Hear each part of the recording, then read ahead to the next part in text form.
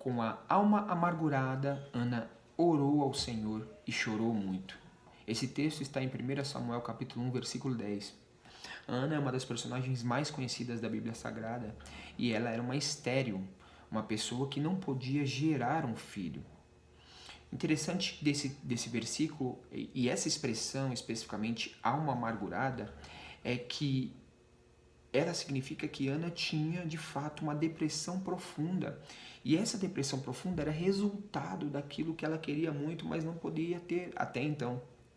Ela não queria um carro novo, uma casa nova, uma bela conta no banco com muito dinheiro. Ela queria um filho. Essa é a realidade de muitas mães hoje em dia também. Só que a esterilidade naquela época era sinal ou sinônimo para a maioria dos religiosos de maldição do próprio Deus. Ana desenvolveu uma depressão profunda porque ela queria o filho, mas não poderia ter. A Bíblia vai dizer que o próprio Deus deixou Ana estéril. Era um processo que Deus tinha colocado Ana para um resultado melhor lá na frente.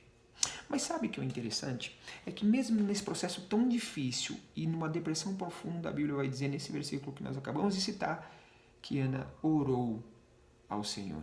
A oração continua sendo a resposta para a nossa vida.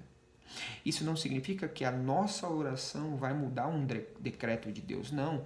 Mas a nossa oração vai permitir-nos entender de fato e aceitar o que Deus está fazendo em nós e por nós. Outra coisa que eu gostaria de pontuar é que nesse contexto de depressão profunda, de ansiedade em ter, Ana, ela tinha o mesmo comportamento antes de ela se derramar ao Senhor. Ela tinha um comportamento, ela era provocada por Penina, ela chorava e aí ela ficava sem comer. Quando ela se entrega a Deus em oração e ela se derrama, chorando muito a Deus, de fato derramando a sua alma diante de Deus, o comportamento muda. No versículo 18 do mesmo capítulo, a Bíblia vai dizer que Ana agora come e aí o semblante do seu rosto não é mais de tristeza.